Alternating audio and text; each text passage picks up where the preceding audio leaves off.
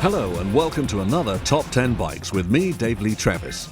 This week it's the chrome cowboys that throb their way onto your screen in laid-back style. Ladies and gentlemen, it's the Top 10 Cruisers.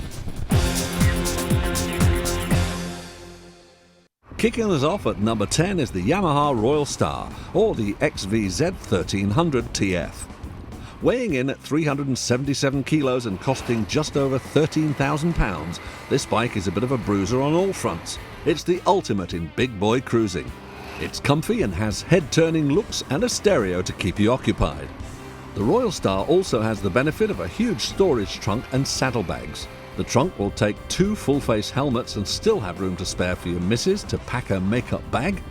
The saddlebags are equally huge, with Wild West styling, which are a bit cooler than straightforward panniers.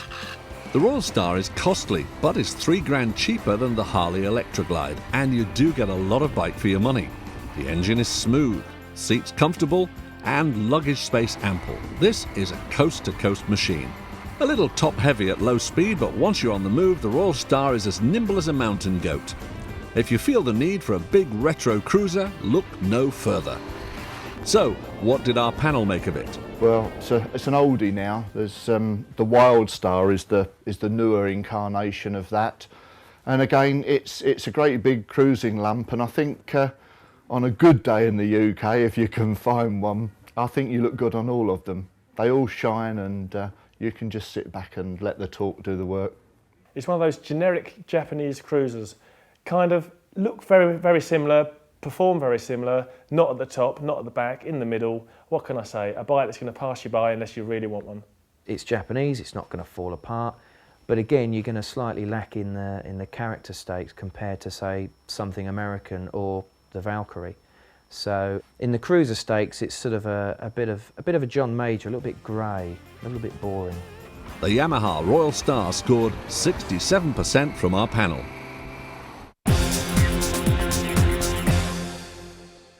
Coasting into the number 9 spot is our very own Triumph Bonneville America. Triumph is one of the oldest names in motorcycling. The first Triumph was built in Coventry in 1902. The Bonnie was the fireblade of its time back in the 50s and 60s. The air-cooled inline twin produces 65 brake horsepower and a top speed of 110 miles per hour. The torque is ample for a relaxed and effortless ride. With a flickable chassis setup, good ground clearance and sturdy brakes, the Bonnie is guaranteed to have you grinning. Fitted with a slash-cut exhaust, wide forks, pulled-back bars, feet-forward riding position and low seat, the Triumph Bonneville America is perfection itself. Top all that off with lots of sparkly chrome and Triumph are onto a winner. Costing a lowly £6,000, how could you afford not to have one? Ah, the beautiful Bonneville. Let's hear from our panel of experts. The Triumph Bonneville America is a bike from over here trying to be famous over there. It's a kind of mishmash. You're either going to like these sort of things or you don't. Personally, for me, it misses the mark, but it's up to you to make your own mind. Yeah, it's a little bit of a glitzy Bonneville, really. I mean, I like the Bonneville as a reincarnation. It's great. Every time you're out on a Triumph, someone is sure to stop you in the car park and say, "Oh, I used to have a Triumph," but of course they had the old Meriden generation, not the new breed from Hinckley. And I suppose it attracts attention, but I think they could do a better job. To be honest, I think they could do a better job. Based on the standard Bonnie with cosmetic bits and bobs tacked to it, it'll do the job, but I don't think it's for me. The Triumph Bonneville America scored 72%. Bowling us over at number 8 is the BMW R1200C. James Bond had one, so it must be good. Well, it's certainly different. The BMW is the sort of bike to sit back, relax and enjoy. It has classic, if somewhat different, good looks, but with all the mod cons you could possibly desire. The infallible Boxer engine has limitless power and burbles away in a relaxed rhythm. With a unique BMW telelever front suspension and the rear monolever swinging arm, the ride is going to be as smooth as Mr. Bond himself. The R1200cc, like all good BMWs, is a shaft drive, so no nasty chain to oil on long journeys. This bike has been built to glide from horizon to horizon with a minimum of fuss. It's a bit different for a BMW, but a lot of their more recent machines have been nothing short of quirky in the styling department. Must be something in the water. For classic looks and BMW reliability, the R1200C is a snip at £8,000. Over to our panel. The BMW R1200C is a bike that's made famous through the James Bond films. It was used in the stunt sequence, but for me, there can't be a worse bike to try and perform those tricks on. It's a very vibey, flat twin engine. It's not very comfortable to ride. It basically looks better than it ever goes. Great bike, plenty of chrome, the sort of trademark BMW Boxer opposed twin. Quite pricey, but a really, really good bike. This bike is a bit of a mishmash really. It's got a BMW engine and all BMW's telelever suspension arrangements. But it's basically famous for being in a James Bond film, and that's all I've got to say about it really. The BMW R1200C scored 73%.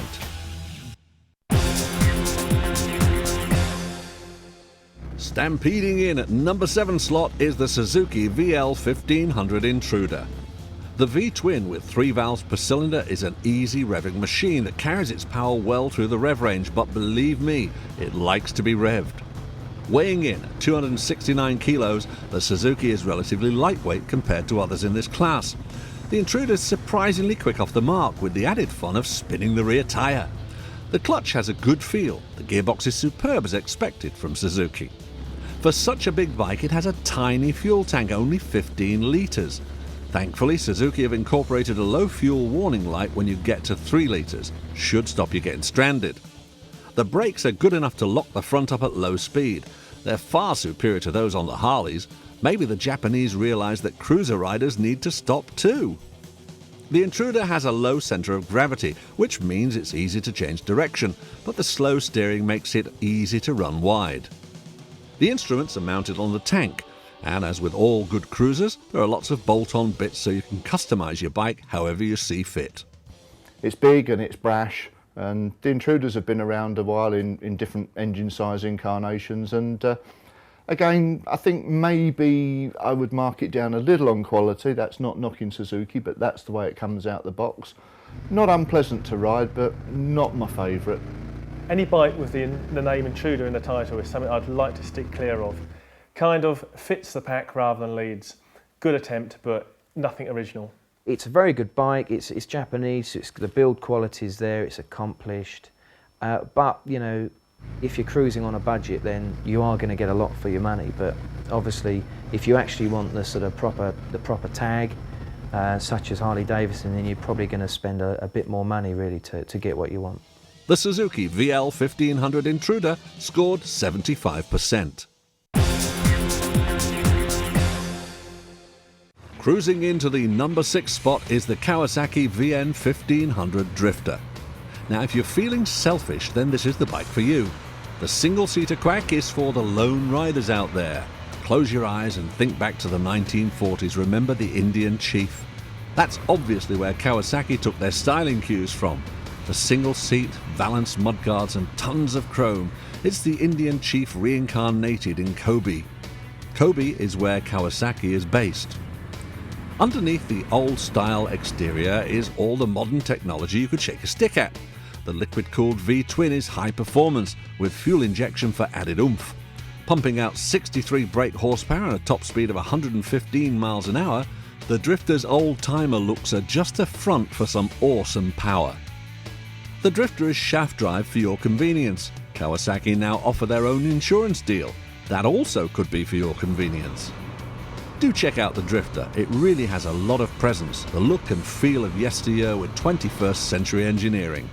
So, what did our panel of cowboys make of it? The best thing that's going for this bike is the retro styling, the big mudguards. It harks back to an era that's gone by, but it brings it bang up to date with modern running gear. Kind of soulless in a lot of ways, but for the right person, it'll be a dream bike. The Drifter, yeah, it looks a bit like an Indian.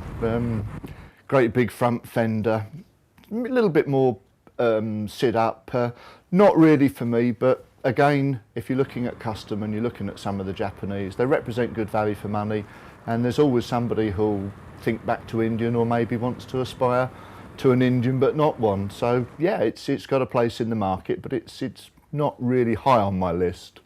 Now, it was kind of a marketing ploy by Kawasaki to stick a different mudguard on a bike and sort of say it's something completely different. It's really only an option if you don't really like the sort of classic Harley looks of the Vulcan, and you actually want something that looks a little bit different and much more like the sort of the Indian American motorcycles of that era.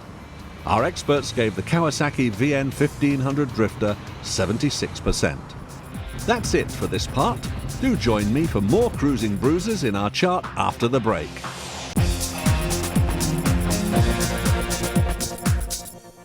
Welcome back to part 2 of Top 10 Bikes with me, Dave Lee Travis. Brace yourself for our top 5 contenders in the top 10 cruisers. A top 10 countdown of cruisers would not be complete without a Harley. So in at 5 is the Harley Davidson Dyna Superglide. Now for a Harley, this really is a cheapie, at just a smidge under 10 grand. Now that is cheap for a hog. Oozing Harley glamour, the V-twin engine produces 68 brake horsepower and a top speed of 110. It's tough, powerful and cutting edge. Well, as cutting edge as a Harley ever gets. The engine is the jewel in the crown of this machine. It gleams with Harley potential. Harley first produced a V-twin in 1909, and the Dyna Superglide is following in the footsteps of history with its pure, uncluttered styling and fat bob tank. It's a classic Harley in every respect. For some reason, Harley reckons this is a good bike for a beginner. I assume they mean as an entry-level Harley. It's as good a place as any to start on the Harley ladder, if that's what floats your boat. It's reasonably priced and a stunning-looking bike. Let's find out if our panel are Harley fans. I've never ridden one, but they look very, very comfortable. And they're a Harley, so I suppose to a lot of people they're cool. The Harley Davidson Dyna Superglide is really old Harley. You've got the VRod now, which shows what can be done with that engine, with the engineers. But this really harks back to the old era. I'm not a fan. It's underbraked, it's slow, it's cumbersome. Really, you're buying into the image rather than buying into the bike on this one. It's a great starting point for customs. Everybody buys a Superglide and then they make their own bike from there. And typically Harley, you know, it's fairly agricultural, but having said that, they hold good money, so you know you have to score it well in that category, and it's not so unpleasant to ride. Our experts gave the Harley Davidson Dyna Superglide 78%. Kawasaki are back at number 4 with the VN 1500 Mean Streak. The Mean Streak is not just a revamp of the Drifter, oh no, it's a very different bike. It's lighter, lower, and its engine is loosely based on the 1470, which is used in the Drifter. The Mean Streak is what you might call a performance cruiser. The fuel injection system boosts performance, as does the increased valve size and improved valve timing. You can rev the motor freely and enjoy its responsive nature. If you fancy an alternative to a sports bike, but with laid-back cruiser styling, then the Mean Streak is worth a try. It looks like a bike that's about to pounce. Its styling has attitude with the mechanical ability to back it up. It even has upside-down forks, which is normally the domain of sports bikes. The exhaust has twin straight pipes which run 2 into 1 into 2 again. Bit different.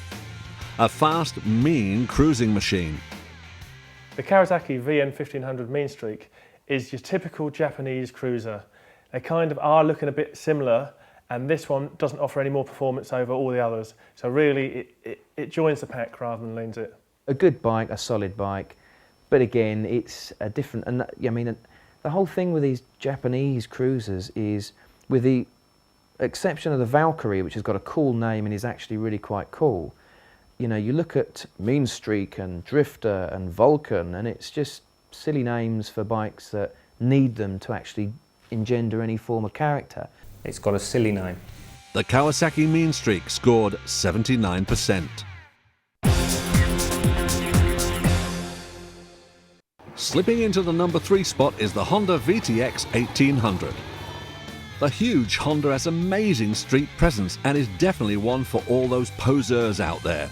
It's a bit pricey at £11,000, but it's a Honda, so you know you're getting a quality bike. In this case, bigger is better. This massive bit of kit has chrome detailing and a comfy seat and riding position. The power is controllable, all 108 brake horsepower of it, with a top speed of 115 miles an hour. Disc brakes front and rear will ensure that you don't rear-end anyone at the traffic lights. The VTX has a 17-litre fuel tank, so it'll keep going a bit longer than the competition. The performance is effortless. Ride it in laid-back, relaxed mode, or pull out all the stops and thrash it hard. The choice is yours. Either way, the VTX can take what you throw at her. Huge dimensions with seductive curves, a real head-turner. This bike is a whole lot of rosy. But did our panel love or loathe the VTX? Whoa, I think it's actually better than a Harley almost. I'm not going to rate it above the VRod because I think the VRod's an exceptional Harley, but they've almost out-Harley'd Harley actually, Honda, by producing this. So it's a nice machine. It is a nice machine. The Honda VTX 1800 is like all the breed of Japanese cruiser copies. They don't have the same personality of something, say, like a Harley, but I think the Honda is a cut above all the others just for presence and the way it rides. This shares the same engine as the incoming Goldwing. It looks pretty good, but I shouldn't think it goes around corners very well. The Honda VTX 1800 scored 80%. Harley's second appearance in this countdown is at number 2 spot with the VRod. The Harley VRod is a work of art. If Van Gogh had been a welder instead of a painter, the VRod would have been his sunflowers. It's metal sculpted into more than a motorcycle, it's touchable beauty. It's not all show and no go either, it's the fastest hog on the road. This is due to the engine, which is a development of the VR1000 Superbike engine. For years, Harley have been churning out new models that looked a lot like the old models. Not this time though. This is a whole new bike from the wheels up. As Harley put it, the VRod was born on the track and raised on the street, so it's one mean mother. It begs to be ridden hard, with all that smoke the tyre power to play with. It seems a shame not to. The anodized aluminium bodywork is lighter and a sturdier steel, and unique to the bike world. The airbox has been mounted where the fuel tank normally lives, and the fuel tank is now under the seat, which helps to keep the centre of gravity low. At £14,000, the VRod is a very costly bike, but it's a Harley, and a very unique one at that. So if you've got the dosh, why not treat yourself to a piece of artwork on wheels? Has the VRod charmed our panel? I think this is the most powerful Harley Davidson production bike ever produced. It looks like liquid metal on wheels. It's absolutely beautiful. It's a bike that Terminator 2 would have probably ridden. Yeah, they brought Porsche in to help them with the engine. It's quite a revelation really for Harley, water cooling, etc. Smashing styling. There'll be a Centenary 2003 bike out in 2 colours that everybody will want, and I wouldn't mind being out on one myself.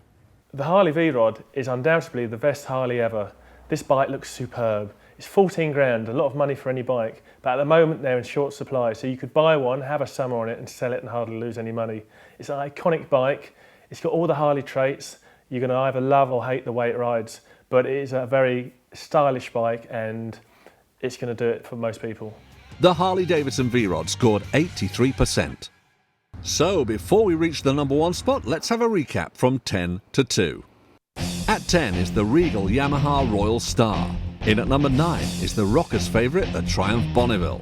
At 8, the BMW R1200C. At 7 is the free Revy VL 1500 Intruder. In at 6, the Kawasaki VN 1500 Drifter. At 5, the Harley Davidson Dyna Superglide.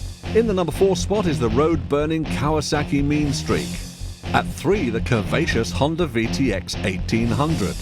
And at 2, the stunning Harley VRod.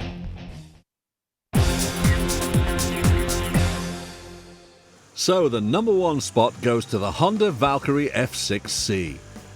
The Valkyrie has the same engine as Megatourer, the Honda Goldwing, in its 1500cc capacity. Most people would think that a 1500cc flat-six engine would be more at home in a car than a bike. Well, they couldn't be more wrong. The silky smooth power delivery and lazy low-down torque make it ideal for this type of bike. Not to mention it sounds fabulous and goes like stink. The looks are a bit different, but with a flat 6 engine to package, what do you expect? The leading axle forks help to steer this awesome beast. The spacious, comfy saddle and generous, for this class, 20-litre fuel tank make long-distance touring a breeze. The wide bars make you feel like you're embracing the road ahead. Just remember you don't own the road. There's nothing else like this bike out there. The closest you'll find is the early naked Goldwings, the GL 1100. If you want to stand out, and I mean really stand out, buy a Valkyrie. Its imposing good looks and sheer size will ensure your bike is a real conversation starter, whether you like it or not. Now you've seen the bike, let's hear what our panel of experts think. Oh, I don't know how you describe it. I suppose it's just a glitzy, big, flat 6-cylinder, a little bit too big for me, I think, to enjoy. But nice bike, it's Honda build quality, so you can never go wrong there. The Honda Valkyrie F6C is one of those bikes that when I first started journalism, I had no real interest in riding. But suddenly it opened up a new strain of motorcycling to me. The bike's got so much power, it handles so well for a bike of its size, it brakes well. It's everything that you think a cruiser is going to be, but at the time it was the only cruiser that looked like it could deliver the goods.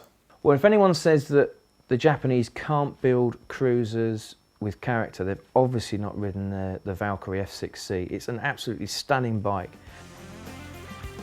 The Honda Valkyrie F6C scored 84%. On behalf of Honda, it gives me great pleasure to accept this award. The F6 Valkyrie is a very unusual machine, and frankly it was a big decision for us whether to import it into England or not.